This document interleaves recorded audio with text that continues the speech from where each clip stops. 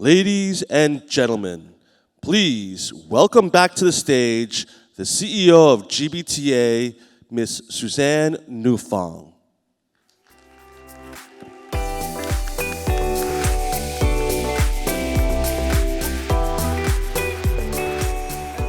Can we go back? I think there are a couple of slides. We're a little ahead, so if you could, pull those back up again. Dinner last night was fantastic. We had a very royal treat. I don't know if you know, but we learned that this was a very special dance performance that usually isn't meant for trade show groups, and we were given a very special treatment by the Thai Tourism Authority. So special thanks for all of us, and thank you for being there last night. I thought I would recap a few things that we went through yesterday. I know many of you or most of you sat through it, but it's always sometimes nice to orient ourselves again in what we learned. So here's some things that I brought back to my day today. Travel is recovering, but it's different from leisure to corporate and from corporate to MICE. So we're recovering at a different pace, especially in APAC. Travel is recovering differently from country to country here as well. And of course, we don't know what will happen with China. I had so many conversations about whether we will be ready for the outcome of all of those Chinese travelers when the borders do open again and what that means for our industry. From Liz, we learned we are a critical economic and social sector with industries and categories nestled within that major sector. What an important economic driver we are to this region. From Daryl Wade, I learned that sustainability is critical. Standard measures are coming through the likes of Travelist with its digital platform, OTA and tech partners, and now its new relationship with IATA. If you read about it, great. I was looking it up as well to read more about it. From the breakout sessions, traveler experience has never been more important than during this recovery period. An online booking tool evolution for productivity and better digitalization needs to continue in order to keep that path of traveler centricity going. From Keyshore, there were so many learnings, I almost couldn't keep track of all of them. There is an ongoing tidal wave of change. It's not just in APAC, it's global, but APAC is leading the way. Travel is a paradox as it brings so much goodness, but also needs a certain amount of energy to make travel consistent and to make it even exist. And so the sustainability equation is a paradox with travel. Asia is rising as it has in the past 2,000 years of history. Forget about the last 200 years, it's the next 2,000 that we will repeat. His quote, "He who predicts the future lies, even if you're telling the truth," which also says, be careful about any forecasts that we give to you, because his words were so true. And I learned that CIA is not something that is an American euphemism. It is China, India, and ASEAN, which is certainly all about the 2 billion more middle-class travelers that are going to be coming into our markets, both as business travelers, as MICE participants, and as tourists within this region. From Seo Kim, we learned that the return on sustainability is an important factor to sustain investment in green options, and that sustainable companies actually perform better. From Eric, we learned that the value chain and ecosystem defines the complexity of driving a sustainable hotel program, and that traveler behavior and experience still matter. So isn't it time for corporate travel to report into HR? I thought that was an interesting thought for us to take home if we are in corporate travel. And from Song and Andrea on the panel, there's simply not enough sustainable aviation fuel, but we have to start demanding and using more to help drive prices down, otherwise we won't make progress. Organized procurement programs can indeed help drive this demand, and TMCs can help with that solution. And then again from dinner, Thai-ness is an amazing thing, so that was certainly something I learned as well. So now let's turn to today's session, where we will talk about duty of care made possible by FCM. Duty of care has never been more top of mind than during a pandemic, when duty of care before was all about safety. There have been smaller epidemics or potential pandemics, but certainly this pandemic we have gone through at nearly the end of year 3 of COVID-19 pandemic has been incredible. And now we also have some regional conflicts that concern airspace. I know I couldn't fly over Russian airspace coming here, and some of the others who were coming here from long distances couldn't either. So there are implications for global travel within this topic of duty of care. So it's very important that we bring that topic here to the APAC stage this year as well, and kicking that off for us is Lee Whiting.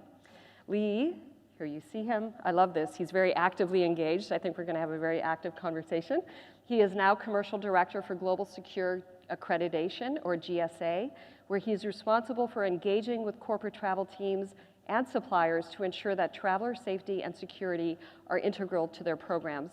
He was most recently head of global travel operations for HSBC, just a little bank, where he worked for 27 years in various capacities. Lee, welcome to the PATA GBTA stage.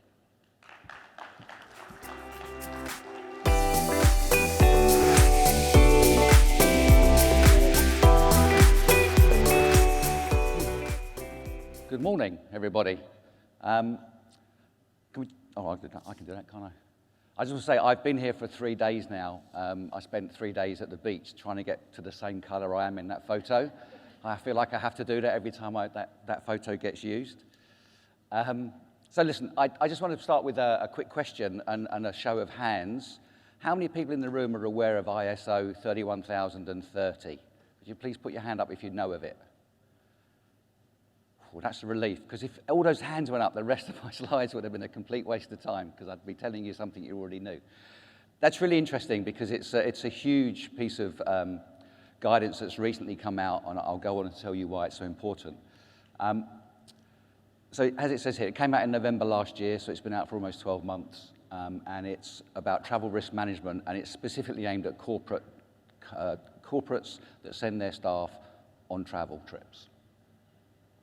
I just want to establish ISO, who they are. So it's the, I love this, ISO stands for International Organizations for Standardization. I don't know why it's not IOS, but we'll just go with it.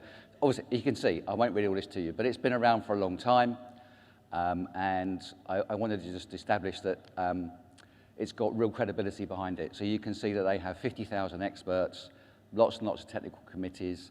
I don't know if any of you have got children and you have child seats, but you'd have seen if you're buying a child seat, you'll buy one that's called ISOFIX, right? It's a standardized fixture. That's ISO. That's where the ISO comes from in that. This is how global they are. And these are the members. So there's 166 countries that have membership of ISO. And these are the ones that I've picked out that are specific to the Asia-Pacific region. So this is truly a global organization, and these are all the individual standards bodies they work with around the world, or specific to this region, obviously. So that's established who ISO are, and now what is 31030. So again, I won't read all the slide, but you can see it was due to the fact that there was raised concern about duty of care performed by corporates to their travelers when they are traveling on behalf of the business. We've seen lots and lots of examples, obviously, of things like tsunamis and earthquakes, storms, the pandemic more recently. But also, it's about more minor things like whether you get mugged when you walk out of your hotel, whether the person you're approving to go on a trip is being approved for the right reasons. These are some of the reasons that came out as to why an itinerary, a trip, is likely to be changed. So you can see here 68% could be down to security, civil unrest, geopolitical threats, or natural disasters. And these are one of the reasons why the standard was devised. There are two different types of standard that the ISO devised. There's a type A and imaginatively a type B.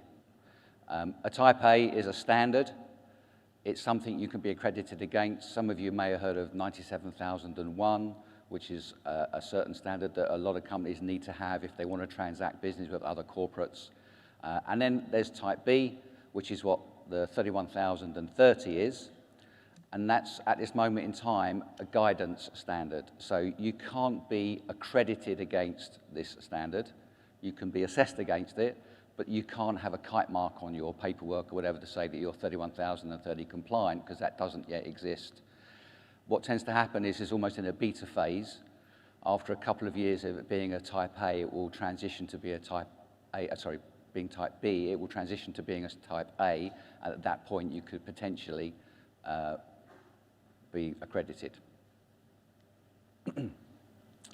So if you're a corporate buyer or a corporate travel risk manager, what it means to you is you need to look very, very seriously at the policies and the processes and the procedures that you have in place to ensure that you're doing as much as is reasonably possible to protect your staff when they are traveling for business.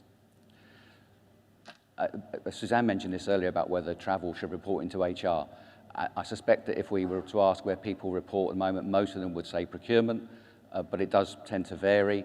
But this standard affects everybody across the whole business. So you do have HR, but you've got travel, you've got security, you've got risk. It could affect your legal team. There is some, and I'm going to come on to that, there's some very, very potential serious legal implications of the standard. Procurement, IT, it covers cyber security as well, and so on and so forth. Whatever you do, it needs to be appropriate to the size of your organization. So if you are a huge organization, you have a separate travel team, you have a separate risk team, you have a separate security team, fantastic. You need to find a way to pull those together. If it's a smaller organization, quite often those roles will all sit with one person. And the standard recognizes that if you're a huge organization, you'll be able to do an awful lot more than if you're a small organization with a smaller number of travelers. I'm going to go on to the next bit, actually. So the duty of care, which Suzanne mentioned, is about the moral responsibility or legal obligation of the organization to protect the traveler from hazards and threats. And as I said, it's dependent on the size of the business. Continuing on with what you should do, you need to balance the business objectives and opportunities with the steps necessary. This is about this reasonableness again. You need to make sure that what you're doing is appropriate and proportionate to the risk that is involved. And I was asked to talk on this bit. There can be occasions when the risk is actually too great and maybe that travel shouldn't happen. And you need to consider potentially things that haven't been considered before. So in my previous life, when I've authorized trips, an approval or an authorization comes across my desk, what am I approving? I suspect myself and most others, you're looking at where the person's going, how much the trip's going to cost, and what the purpose of the trip is. But we need to consider far more than that these days. We need to consider the mental health of the person that's traveling. Are they a road warrior? If they're doing 10, 15, 20, 30, 40 trips a year, actually, are you risking burning that person out? Do we need to look at that individual? There is some great data out there about health, physical health of people that travel a lot and the sort of the germs and the bugs that they're picking up and then leading on to having far more time out of the workplace. Another consideration, there's obviously been a lot of debate recently about the Football World Cup taking place in Qatar. And about their view about certain cultural differences, shall we say, between Qatar and other parts of the world. And if you're sending somebody to a country like Qatar, is that something you need to factor in? Do you need to consider whether that individual is going to be okay in that environment? I brought this up. I've mentioned the legal piece. So this quote comes from a white paper that was put together by a London-based corporate law specialist. And basically what it's saying, even though 31,030 is a Type B standard, that the fact that it now exists means that from a legal framework perspective, it can be used in a court of law. And we've got lots and lots of case studies, I won't bore you with them now, but where Type B standards have been quoted in legal casework to say that exists, therefore you should have taken notice of it. We have 3 white papers. I've just taken a quote out of this one, but we have one from a corporate lawyer in the US and another from a corporate lawyer in France. So you can see that it is truly a global thing that everyone needs to be aware of and make sure they're taking the right steps. So 31,030 covers, as I said earlier, the entire spectrum of the trip, from the minute that the person, even before they leave home, from the minute the trip gets to your desk as a manager to approve, from that point onwards until they're back, the whole part of that trip is covered. Certain parts, one of the ones that really leaps out here is accommodation. Accommodation is the only part of the journey which has its own subsection within the standard because it's seen as being the highest risk. I'll recount a story I was telling someone over dinner last night. There is, I won't mention any names, but there's a very famous case in the US of a lady who was in a hotel. I won't mention the name, but it's a global brand that you would be aware of. She was approached by a gentleman in a bar. He tried to engage her in conversation. She made it clear she wasn't interested. The following evening, she was back in the bar. The same gentleman tried to talk to her. She made it clear she wasn't interested. She went back to her room. Her phone rang in her room, and it's this guy on the phone. She asked him how he got her room number. He didn't say anything. He asked if she wanted to join him for a drink. She said no. A bit later, she became aware of the fact that there was somebody in her hotel room, and when she stirred, it was this guy. Now, a serious sexual assault took place at that point. Subsequently, it was discovered that he'd gone to reception and said that he was her husband and that they'd had an argument and she'd locked him out of the room, and without checking his ID, they gave him a key card. Then it gets worse. Then he went to the room and he put the key card in, the door opened, and she'd very, conscientiously put the bar across the door. So then he called reception and said, I've had an argument with my wife and she's locked me out of the room, and they sent a maintenance man upstairs to take the bar off of the door for him to let him into the room, and at no point did they check his. So these are the sort of things that you need to be aware of and factor in. I will say it now, I've said it to a few people, but I must be honest, it frustrates me that there were like 3 sessions on sustainability yesterday, and there's another session on sustainability today, and I'm not saying it's not important. But when I'm staying in a hotel, I'd much rather know that it's safe and secure and the right processes and policies are in place. I'd much rather know that than know that they're recycling their plastic bottles. I've got to be honest with you. I've talked about this traveller assessment. This is about looking at the individual in particular, about their mental health. The slide specifically talks around what's happened about the pandemic. So I guess there was foresight there, but ISO does cover things like the pandemic and what you would need to do and what policies and processes you'd need to have in place. And I've talked about when you're authorising a trip, what is it you're authorising? You're no longer looking at just the fact of what it costs and what the purpose of the visit is. You need to factor so much more into that. I talked about accommodation, really serious part. Every single hotel out there will tell you that they have their own safety and security measures and standards in place. It's really clear. It's made clear in the standard. You can't rely on somebody marking their own homework. Just because someone tells you that their hotel is safe doesn't mean it is safe. As a corporate travel manager, you need to undertake some form of due diligence to make sure that that is the case. So I'm going to whiz through now because we're getting towards the end. These are just some of the benefits of working alongside 31030. I love this bit. You have to replace assumption with assessment. That's what this is telling you to do. Don't assume anything, make sure that it's correct. And now I'm conscious this is not just a corporate travel audience and there's lots of suppliers in here, so I just want to quickly run through what it means for the supply chain. So for TMCs, we all know that booking a flight, booking a hotel room is the least of what you do. It's everything else that sits around it. If you're an expert and you've got people traveling on behalf of your business, is your own travel policy up to standard? You don't want to be seen to be sending your people and putting your own people at risk when you're the people that are the specialists in this area. So get your own house in order. Think about your hotel program. Many of your corporates will be using some of your hotels to put up their client or their travelers. So how safe and secure is your own hotel program? Accommodation, more and more corporates. Now, we're working with a number of corporates that are asking us to assess their hotels independently for safety and security. Once a hotel's been assessed, that assessment stays in place for a year, and any corporate it will cover any corporate that's using that hotel. And it is a key differentiator. We've got examples of hotels that have won, particularly on the MICE side, additional business on the back of being accredited.